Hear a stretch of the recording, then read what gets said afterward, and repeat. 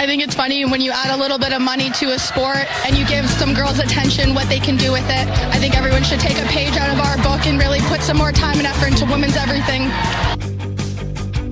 Welcome to Breaking the Glass Hockey Podcast. We're talking women's hockey from the PWHL to the NCAA. We'll be talking with players, builders, coaches, and fans who have made this great game what it is today.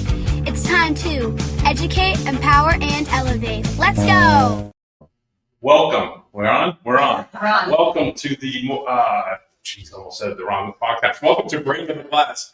We are episode 19. We're here for the beginning of the end of historic Matthews Arena, and we are joined today by a player, coach, icon, four-time Olympic medalist, I want to make sure I get all this, five-time IHF world champ, three-time All-American, Patty Kazmaier award winner, and member of the Harvard University Hall of Fame, head coach of the Concordia Stingers, 9th season?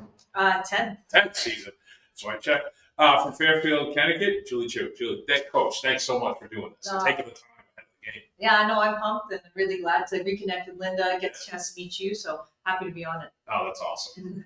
First game here at Matthews. The last first game. You're really glad. You guys are going to be the ones who replayed the first game. Yeah. Introduce the last season. A lot of history. Our players, when we dropped off our equipment yesterday, we were taking a look, obviously, and they're checking out and saying, what a cool arena. Right? And I have so much history and different things. Obviously, the facility that's being built is going to be unreal. But it's nice to be able to come and play in some historical places too. It's hard to put into words the nostalgia, but the excitement over having a state-of-the-art facility. But you're like, is it really worth it? Yeah. Every time I walk in here, I'm like, is it going to be worth it? I'm sure it is. Yeah. Actually, it is. Especially, but yeah. Well, that's what the thing with the players. They walk in, they're like, oh, it's so great. And they're like, wait, this is locker room? That's a little bit of that too. So, it's a little balance. Yeah. For sure. Go ahead. Me? Yeah. All right. Well, as we talked before about the sort of the purpose of our podcast and why we're sort of leaning in with this, we wanted to cover all things women's hockey. Obviously, you've had a very decorated career as a player, but let's jump right into coaching and tell us about how you first got involved in coaching. Yeah, for sure. I've always loved the idea of coaching. So even at a young age, I remember in Connecticut where I grew up, someone's like, oh, do you want to be a junior counselor at a camp, a local camp? And I was like, oh, okay, sure. Thinking I was just going to push some pucks. And I was so happy as can be. I don't remember ever talking to another player on the ice, just pushing pucks wherever the coaches needed. And at the end of the week, I got $120, thinking I was doing it for volunteer. And I was like, bitch got it. And I thought, I was like, I was going to just do it for a Gatorade, right? And I remember really loving it then. And I was really lucky that I had opportunities and at the end of high school and then in college to just work at camps. And that's where you learn how to coach a bit and learn how to run sessions and learn how to be bad, honestly. And how do I teach this? And now you're like, oh, that's what I used to say, or that's how long it took me to get to the point of trying to teach something. And it just became a passion of mine. So as I was playing, I was always someone that thought the game. I like to think the game, I like to see the game, and I like that aspect. So even when I was at Harvard, at Coach Stone at times, we would be talking through different stuff, watching videos, say, hey, this is why I did this, and would explain a little bit of the why. And I was like, okay, this makes a lot of sense. And I started to get a little glimpse of what the coaching mindset was and loved it. So I graduated in 2007, had a chance to go to the University of Minnesota Duluth and coach there with Shannon Miller and Carolyn Lillette. And lucky enough, that team was stacked. Yeah. And we ended up winning a national championship. It was good. And but it was fun because I loved and adored my experience at Harvard and everything about it. And now I had a really new experience at a scholarship school with very international feel. And really loved that experience and got a chance to see how different people motivate and lead. And I was hooked. I was really hooked. Yeah, and I was here with Laura Schuler, coaching here, and then she came there in 08, I want to say. Around there. Got the job here in 08. Yeah, so she moved over there. I've spent a good amount of time over there. Duluth is a special place. Yeah, it really is. Yeah, it's a really cool community. And I think it's coming from the East Coast, from Connecticut, not knowing a lot about it, minus playing a game or two there and feeling the energy. When you go there, you get absorbed by really passionate fans, passionate community people that wanted to support the team, and obviously a team environment that had a lot of success at that point. So that's always a bonus as well. I've only experienced it like remotely through television, and hopefully we're going to go to some of these games since we've been meeting all these people. But the atmosphere feels almost like a bean pot every night.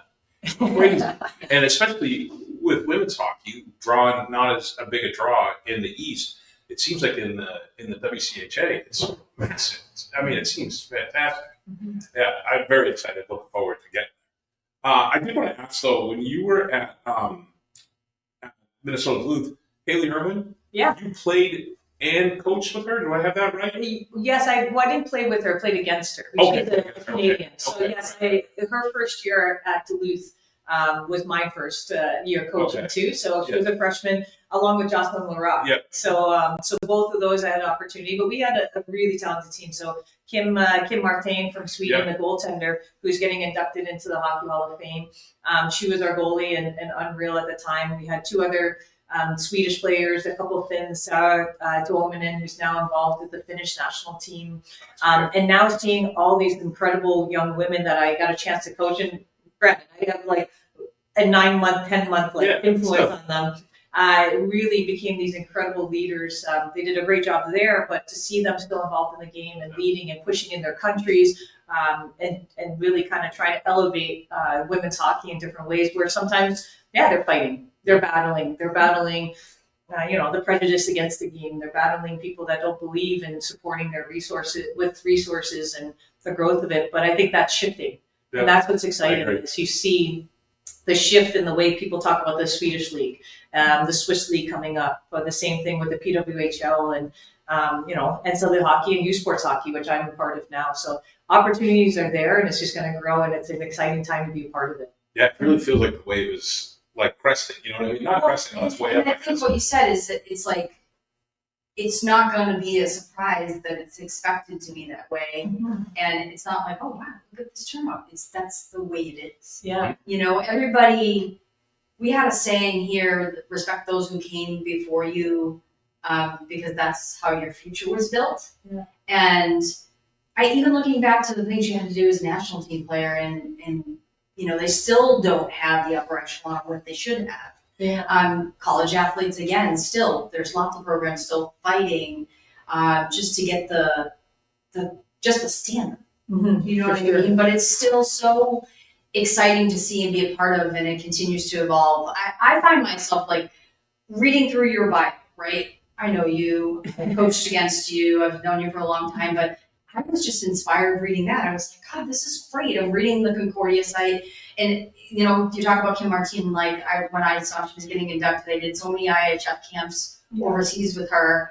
And it just continues to just be inspiring just to read about people either having success or being recognized and continuing to evolve. Like you're evolving coaching now, right? Yeah. So it's awesome.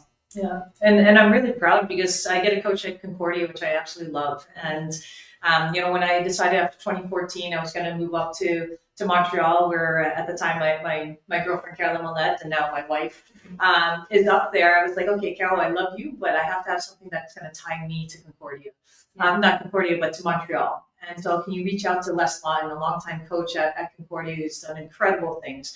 And I asked, do you think, you see if I can help out with the team a little bit? Yeah. And she goes, okay, sure. So then Les was like, yeah, I'd love to have you. And I had so much fun. Oh, we're good. No, yeah. I don't know what she's going to bring to the table. An average person and all this stuff. But I was really grateful because he welcomed me in, the team did. And it was just part-time the first year because I had a bunch of other stuff going on. And I just remember they helped to give me kind of a grounding and purpose in Montreal and made it my home. So that's why for me, Concordia is so special. And while I was up there, it's an English university, but Carolyn's family is Francophone. They're still bilingual, but I wanted to learn French because we had some recruits that when they came on campus, the first couple of years, I couldn't speak to them. And I'd be like, okay, but I'm a talker. And I like to share how I feel. And so I remember wanting to take a French course for our family, but then also to be able to make do. So now I'm like, okay. So I say, but some days it's tougher. in the moment coaching, you're going to want to be able to explain something, and then where's Kate? Come over here and tell. Yeah, Just even some quick lingo, right? Yeah, That will just click in their head. Yeah. Right? So really grateful for that. But what's awesome is now I have on my staff assistant coaches. 3 of them were former players of mine. And yes, they have full-time jobs everywhere else, and they're part of it. But it's pretty special, and to have those players who built our foundation of our program over the last 10 years, who gave everything that they had to shaping our culture, to being the best student athletes that they could be. Now I keep an eye on them, and I love that they've excelled in whatever fields they're a part of, but that they're also still involved in hockey and wanting to bring them back, because now our players can relate to people that, as you said, they're the legacy of what we have and what we built. There's no better compliment for a coach to be able to go back and coach where you played, and there's no better compliment for a program to want the player to come back and coach. Both is like reciprocal, like it's the perfect scenario. Like it's one of the reasons why when I left Northeastern, I said, I think I'm just done with coaching. Several reasons, but I couldn't imagine going in. Like that's where I wanted to be. And, so that's amazing. When you introduced me to them, I was like, it's always great to have alumni on your staff. Yeah, because they love it. Yeah. And we love that. I got a question about your staff. So I was looking on the Concordia website. Is Les a consultant for your team? Yes, yeah, Okay. he's a mentor coach for us. So Les unfortunately had a rough go at one point where he had a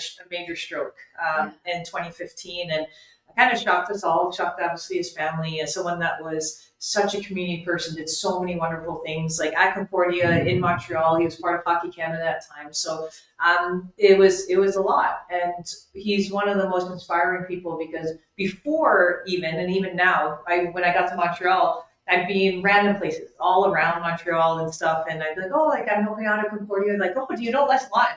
Like random places. Yeah, Like he's a legend. yeah, you're at a rink, but then you're also at the grocery store or you're somewhere else. And you saw what it meant to be a community person. So when he got sick, he had to battle to come back and battle to relearn a lot of things. And then he did it. And I think for us, like he's still able to come and give us great feedback, able to do a lot of things. He's raised money for our program. So he had to relearn how to walk and talk and everything. And he does an annual shuffle for our team in Concordia, to raising for scholarships for the university. And you walk from the downtown campus to the campus at Loyola. There's 2 campuses. Yeah. So it's about 7. Yeah, exactly. And it's 7-kilometer walk. So I believe in 2015 it happened, and then in 2017, 2018, I'd have to look at the date. He did it for the first time, relearned with a walker, and then with a walker, and then the next year he did it with just a cane, and then the next year he did it without anything. That's awesome. And now he's just motoring I got goosebumps. Yeah, he is, and it's awesome. And so like we bring him along, we still razz him, he's still poking him, he's blessed, right? Yeah. And, but yeah, he's always welcome in our environment because of what he's done, but also what he continues to contribute. Sure. So one more question, and I feel like I'm going to ask an elementary question, but I don't know the answer to this. What's time on time for staff? Time on ice. Time on ice. It says time on time. It's Maybe like you got Don't know no what time this on is. ice. Yeah. So what's really funny. So we actually talked about the other day, one of our equipment managers right now, he actually works for Laboratoire now. And so over the weekend, we needed some extra support, so he came on. So he was with us for, like 5 years or maybe more. Everything gets a blur. And we were just reminiscing about all the stories. So when I took over in 2015, and we're thinking about building more resources, building our culture back and all this stuff, it was like 3 assistant coaches, him, and a goalie coach that was part-time. So there's 5 of us. And then you have AT staff that was a part of it. But really 5 of us trying to like figure out life and figure out everything that Les had in his brain and had done. And now all of us were like, okay, like, do we have practice times? Do we have a bus schedule? Like, where do we end? Like, we had a list of 10 people to meet, like, meet Alberto, meet Chris, meet, like, for all this stuff. So we were just kind of surviving that first year in 2015. But then gradually you just kind of start to, like, attract some people or get people that reach out to say, hey, I want to get involved. And then you kind of have a meeting to see if they fit our culture. And they did. So we've had some people come and volunteer and help out 6 to 8 years now. Not as full-time members, but just give their time, and we're really lucky. So now we have 15, 16, 17 staff members doing different things. Now we have someone that comes like for games for time on ice, right? So it's awesome, and every person that we bring on, like I'm a big culture person, so we talk to them about our culture and figure out who they are. So like, yes, it's great to have people, but if they don't fit into what we believe, then like thanks for offering, but maybe it's not going to be the right fit. And I've been really lucky to bring great people together. Well, and great people. you had Karen Roulette, who you just a slouch of a I don't know where you put all your Hall of Fame stuff. And mostly just her. And now she's going to be on Team Canada staff with the Olympics, right? Yeah. So, do you guys ever want to talk about hockey? You know? Well, when we have kids now, yes. So we sing Disney songs. They're all about princesses. So but we also love it too. So we love hockey in general. Like probably Carolyn even loved watching hockey more than I did growing up because I grew up from a non-traditional hockey family. Right?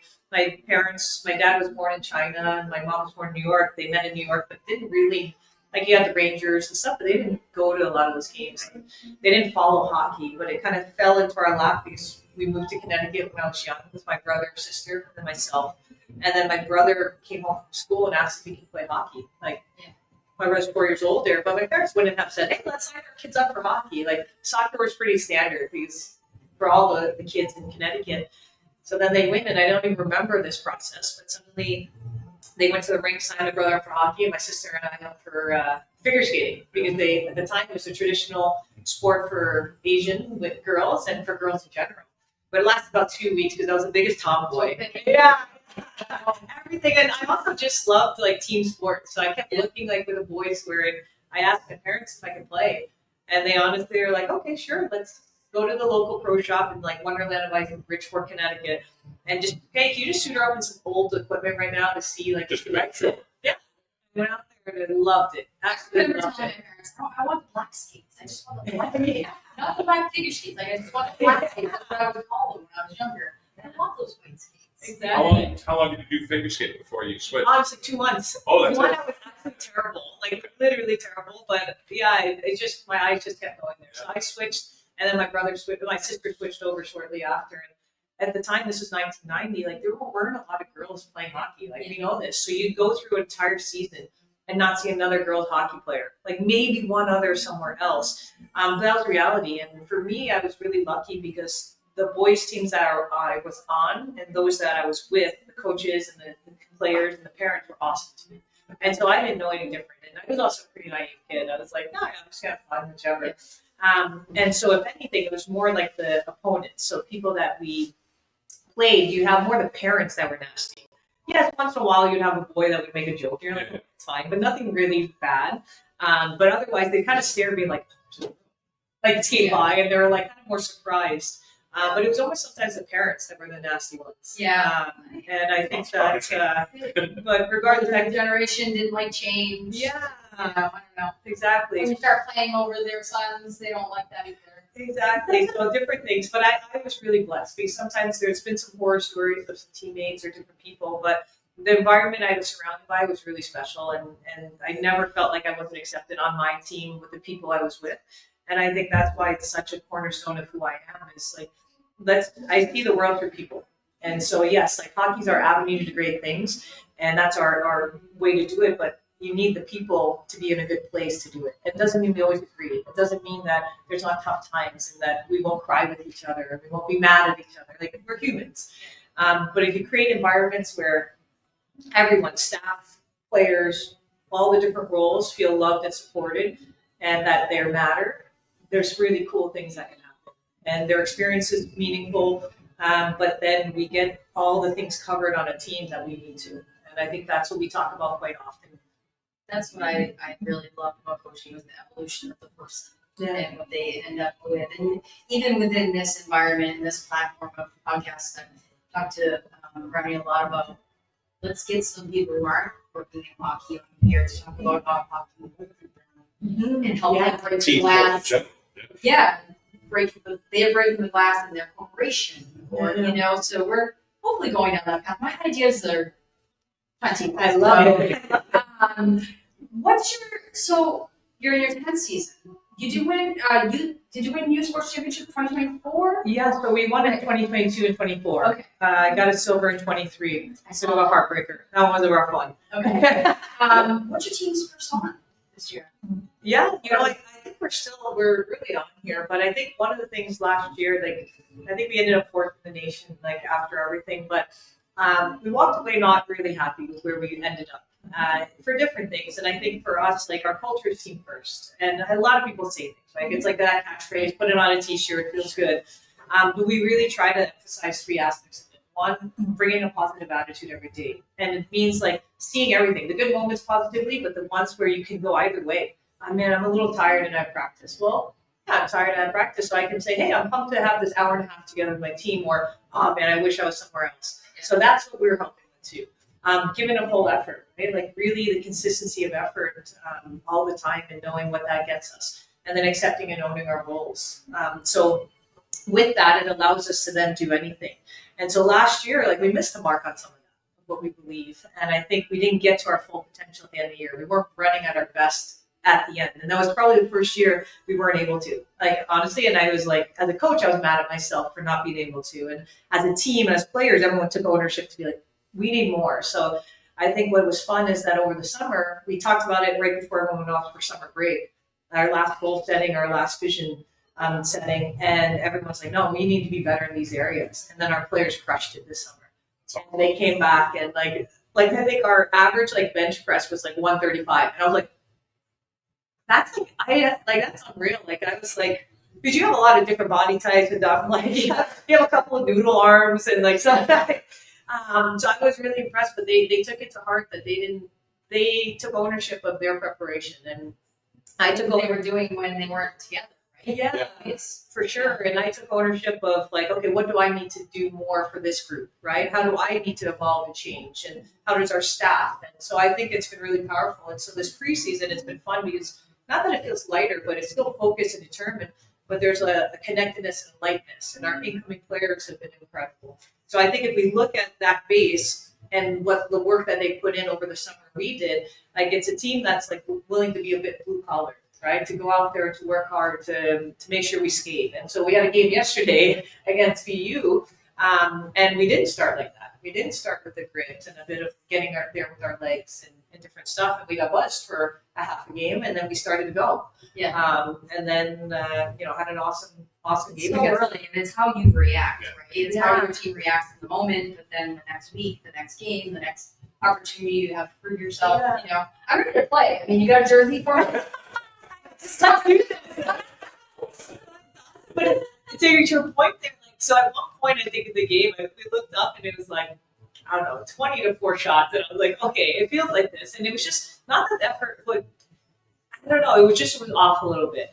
And then it was like, but the bench was still good. And it's not just like, oh, we're happy to be here, but it's like, all right, let's keep going, let's figure it out, let's see how do we make the changes, like, what's off. And then suddenly it kind of just shifted. They went up 3-1.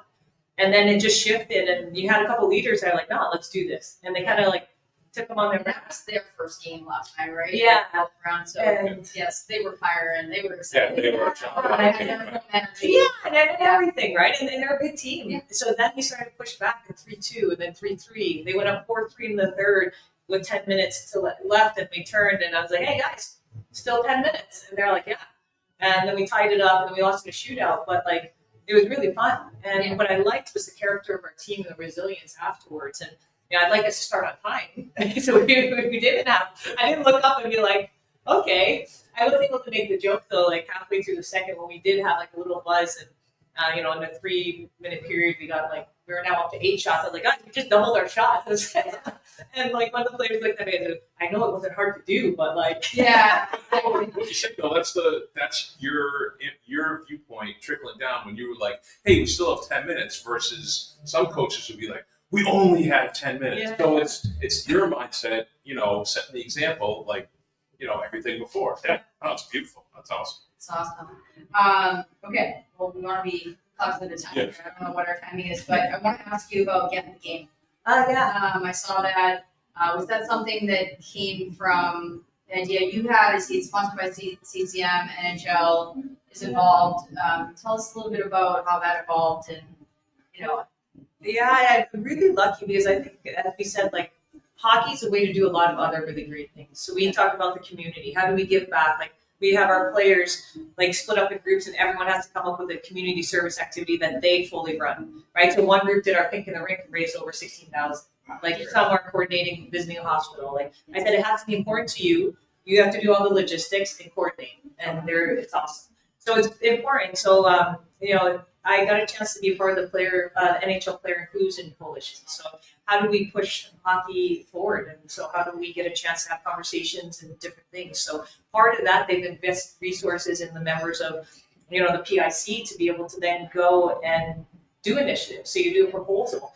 And we love the idea of growing the game and creating opportunities. And so, especially having young daughters, we see some of their friends that are starting to get interested in sports. We're like, well, it's a great timing. Like we can kind of loop our family in. And this, Carolyn had actually run a CCM again in the game in the past. And it's been fun because now some of those players are like 13, 14 years old. And so we reached out to CCM, and they're willing to partner with us and really support us with the equipment, which is I think they've had some innate confidence in the people that were involved. And I should back up and say, Get in the Game for our listeners is an initiative that's 5 to 10 years old. Yeah, 5 to 10 years old. For young girls to start to get exposed to the game of hockey. Yeah. Correct? For sure. Yeah. So we just ran some summer sessions, and they had to be players that had a little bit and stuff. And it was really fun to see. And afterwards, we have now like 4 or 5 that have like been now at our like local like community rink, and our programs that we see are joining some of the local teams. So it was a really positive experience. And then with that, I interlaced having young coaches. So some of our players, some other like stage up players, kind of the junior college, a couple of stage up players that are coming to help. So it's like building all the friends.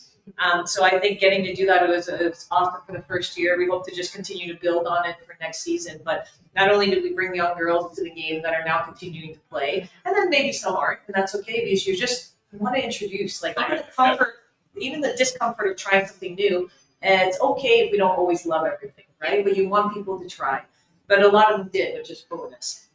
And then getting young coaches more confident, giving them opportunities. Yeah, you're starting that fire with a young player who's thinking, coaching, like, it goes back to the beginning of our conversation. Like, I think after I coached, I was a better player. Yeah, I would go play senior league, and I'd be like keeping up with Laura Schuler, who was an Olympian, and I was far from that, from the skill level, but we're thinking fast. You just think, you talk about being a player and thinking the game, but it really just makes you evolve. You go play, and you're like, maybe I'm not as quick as the college players when I was coaching, but I could sometimes outsmart them. Oh yeah, well, that's where we made up for the lack of foot speed. Exactly. I laugh like sometimes in practice I'll hop in on something, and just like for an extra rep, and I'll say my legs don't really move like yours, but my brain does. Exactly. So It's the bird's eye view that you get from coaching. Yeah. I have some questions. For sure. This one always made me always curious to me, like, because Wayne Gretzky famously coached, didn't have as great a success, obviously, as it is a player. That whole dilemma as a top level player, then going to coach, it's hard to make that transition for a lot of people. Yeah. Was that something that you struggled with? Because you're like, no, just do it like this. Like, this point, you know what I mean?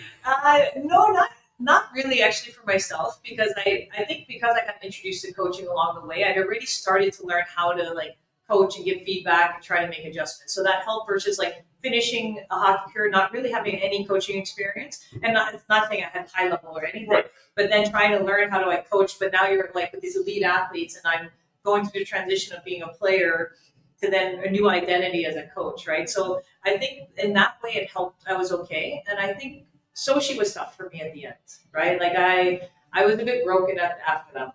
Like the way it ended, it was a bit of it was like a grind of the year, and I'm so grateful for everything. But like the way it ended too, like it was hard. So I remember like not really being okay for that whole summer.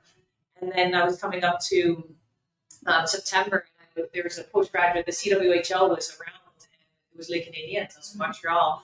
And I was in communication with the GM and the coach throughout the summer, and they're like, "Hey, like we love you to play. Like, do you think you want to?" And I go, "Honestly, right now, I'm not sure." And they were awesome. Like they they accepted that I was not in a good place. Like I couldn't touch my equipment, all those things.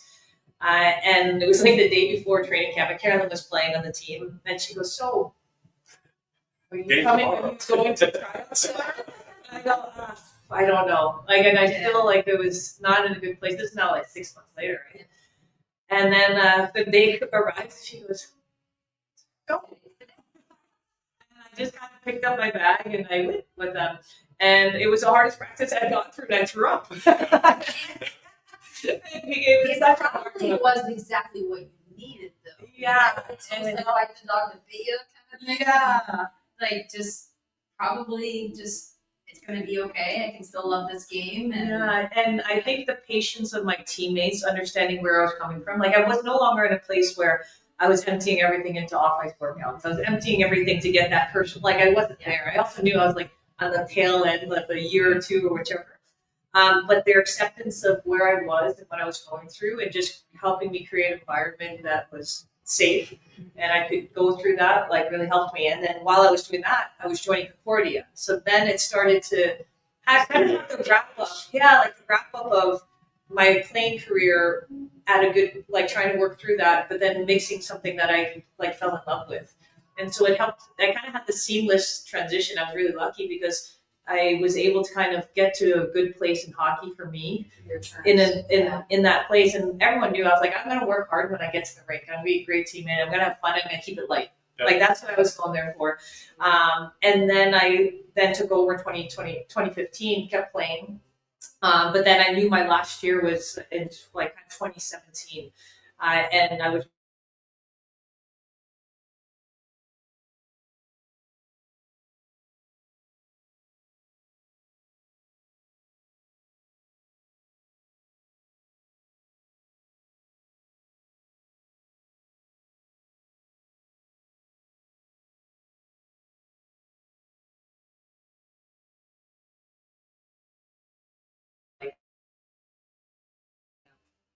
I don't want to pick the scab associate, but I do want to ask, the flag bearer at the closing ceremonies, did that help with it? Because that seems like, and for those that don't know, because I didn't know this, all the teams vote you, which is a huge honor.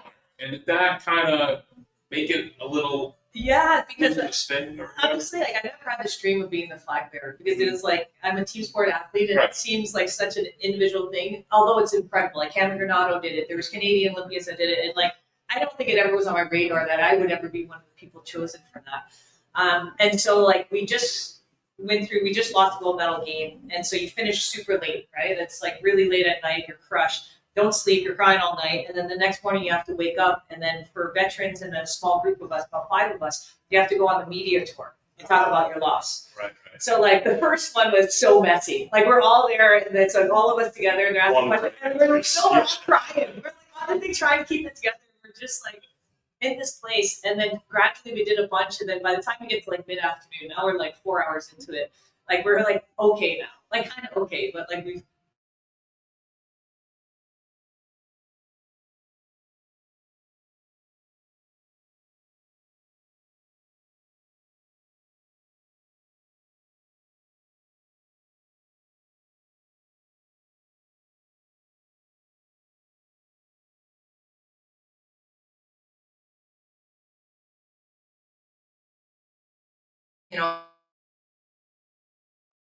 TV and stuff like that. No, like, he goes like, hey, we just said it, and all the girls went like, yeah. And I was like, that's cool, because I didn't know like who else like nominated, and it actually was Kendall Coyne Schofield, who is a Northeastern grad here, who had nominated me, and her and Casey Bellamy went on the call and had a chance to go and advocate, because there were so many great Olympians. It wasn't as if everyone was like, yes, absolutely, it's only Julie too. Like, we had some really, really great Olympians, and so I was really grateful. And so yeah, I got to carry the closing ceremony flag, and I think to be able to do that was pretty awesome. And again, nothing I really ever dreamed of, to be honest. But grateful for that, grateful for Kendall and I guess her advocacy, but also just the leader. I got to see her develop from her 6-year-old.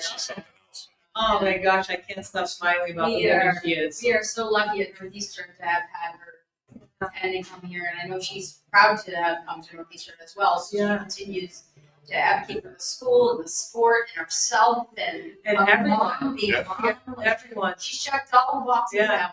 out, her son. It's this shy young teenager that came and joined us. Brave and all. Where, and I remember one of our first tournaments, she's sitting next to me in the locker room, and she always knew the game. She thinks the game's high level. And I like to talk a lot, and in between periods, I say some things sometimes. And she goes, "Hey, Chewy, can you tell the team that we really need to back check harder?"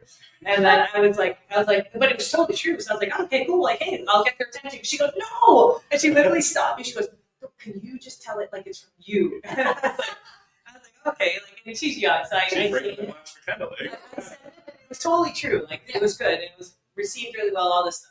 And then it was like almost like a year later in the same kind of scenario. She's like, "Hey, like, do you think I go, okay, yeah, sure. Hey guys, Kendall has to say something." And I didn't give her a choice anymore. But it's like from that started, again, she was really young. I totally understand it.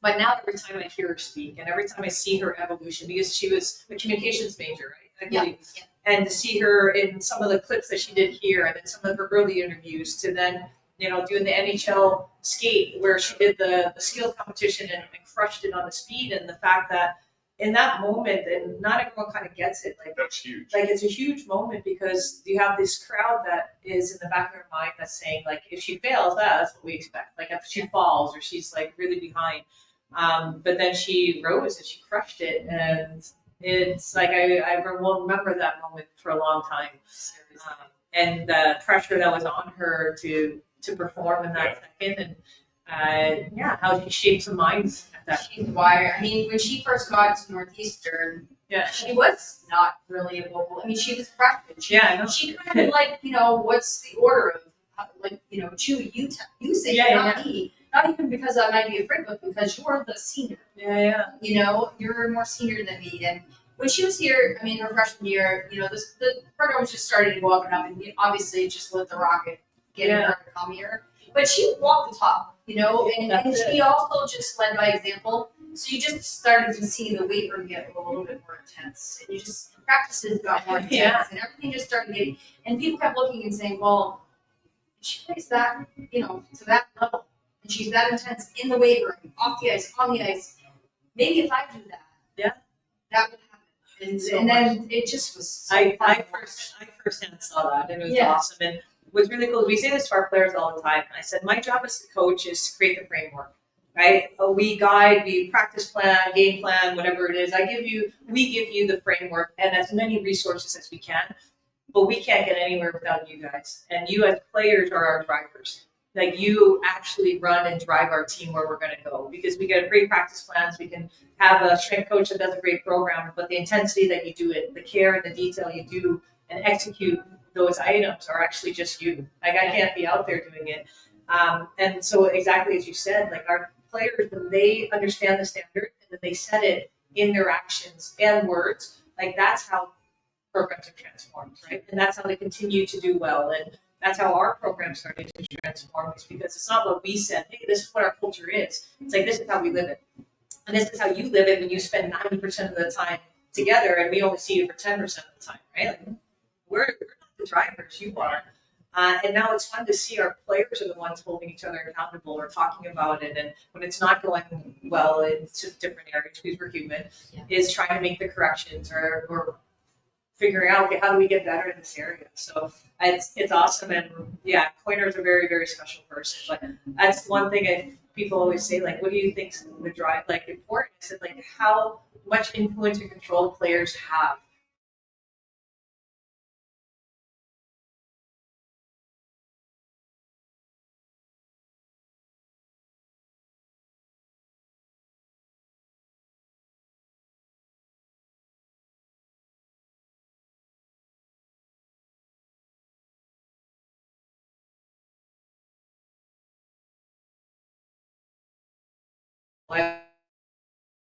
On the ice, and what's your response, and are you giving everything regardless of where you are in this thing? And that's a greater good thing, right? Like you are making those decisions, and it is maybe a sole decision or something that your staff talked about and you made together, but you're still making it for the grid. It still goes back to the team. Yeah, it's still the greater good of the team. And it's almost like Can you walk beside them? Can they walk in front of you and you watch them, not they follow you?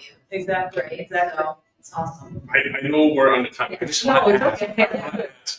you went to the Oscars? Yeah. I've been dying.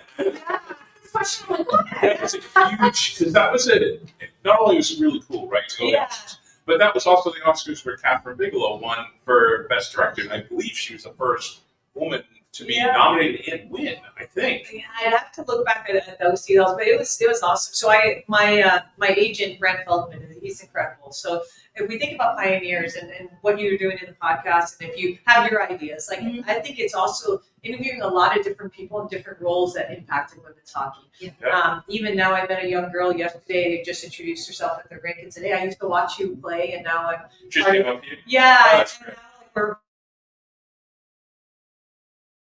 not hockey operations, but like team services or working out. I said, well, we need you. And I'm glad that we have more females in these different roles. She must have been so nervous. Yeah, I would just get big high and like there. And, but like Brad was one of like the first agents that was really, really pushing for women's hockey and the growth where there was no finances in it, right? But he would kick and claw and push the envelope to try to get the female players more recognition. More sponsors or support, or at least like some more rights. So I'm very grateful. So he's from LA, has a lot of connections, and afterwards, like, oh, do you want to go to the Oscars? And I was like, yeah, let's do this. Yeah. So I had a chance to do it, and I remember at the time it was Sandra Bullock. I was a huge fan of there. She won the blind side. And so at one point, I think I'm on the red carpet with her, and you're not like going over and taking a picture, but can I really be the person that goes over and like gets kicked off the red carpet because I'm gonna like say hi to her? But I just Sleep with her. yeah. Amazing. Yeah, so it was really, really cool experience, and just the whole production of it. So you just said something that maybe we can kind of segue into our closing. You know what Breaking the Glass is about, obviously, what we're hoping to accomplish. More, can you give me 2 to 3 names of who you think we should have on the podcast next? We asked every guest this. Okay. A lot of people, they did Cami Granado. Yeah. So for me, Cami Granado, such a pioneer. And you have accolades, all these things, right? Assistant GM right now, Hall of Famer, all this, but an incredible human. So we get influenced by people that change like our trajectory or help us find ourselves. And Cami was a bit of that for me. When I joined the national team, just starry-eyed, figuring things out, like the care and the kindness she showed me in that time, and was awesome. So I really, I very fortunately got to play all 4 years of college against her. Providence, yeah. I was like, oh, I don't even get a break. I play every season against her. And even her story is cool because she almost didn't play hockey in college. She almost she had a full ride offer to play soccer at Wisconsin. So and her family was tied to Wisconsin, even though she grew up in Chicago. So I think Candy Granado, she's an awesome one. Well, Kendall, if you have Kendall right there, I would definitely get a chance to bring her into the fold of things. But I think if I just go off the top of my head, like you got a great pioneer in there, and then I think a current star in the game, but one that has seen the evolution too, and is fighting for the evolution. What about youth sports? What's that? What about somebody up in the youth sports scene? Yeah. You got a name there for us? With the youth sports, well, what's really fun is I think just even seeing kind of some of our players, right? Yeah. Like, I've seen them get a chance to develop and grow, and when you tell the stories of the athletes and what they experienced and different things. So I think a couple of my Was players. at Concordia. She Yeah. played at Concordia too. Yeah, because she used to be able to play here and then go up and play. Yeah. And at the time it was CIS Yes. there, and she got a master's in sports management, I think. They're got vegan. And So Karen they Zai. played here, and there was like the eligibility was different. So they could go finish 4 years here, and then they go up and play for you. You Yeah. could get Continue another to- 2, was it 2? 2 years? 2 years? What's that? You could get- Yeah, I think I don't even know if it was, but yeah, 2 years and doing a master's kind of like that. So you have our current players here, but you had like players like Charlie Lavonte, who is a multi-Olympian for the Canadian team that went to McGill University, and Melode. Like that is an incredible person. So she actually would be wonderful.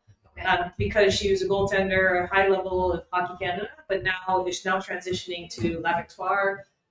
She just got hired as one of their staff members. I have to see her title exactly. What's business development? Something along those lines. Yeah. But Kim St. Pierre would be incredible. Yeah.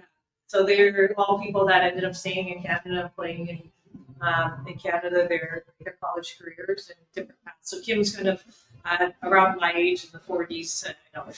Charlie's the same thing around ours. And then obviously you have the younger ones that get to benefit too. Great, thank you. Thank you so much for taking the time. I know you got everything going on. So we'd love to have you come back on and talk about your whole playing career too. It's awesome. Yeah, no, this was wonderful. I really appreciate it. I'm so glad we could do it in person. I was like, wait a minute. That was great. It's like, I'm coming to Boston. Yeah, I love it. I appreciate it. It's like the preseason's such a sprint. So I had even then I was like, oh goodness, I didn't even look at this email. So it's more like, can we do it before the game? Yeah. Hey, once we connected on this time, we were like, yes. I was like, we're gonna do it at some point. So I appreciate that patience. But no, but I appreciate this because it's the same. Like we all have avenues of growing our game and investing in the outreach and making highlighting different aspects of the game. And I think you guys are putting a lot of time and effort to do it. So I really appreciate this. Yeah, thank you. Thank you. And thanks for watching. Thanks for what do we say? Like, subscribe, and tell 100 of your closest friends. As always, we'll see you next time. Good luck today. Thank you. I appreciate it.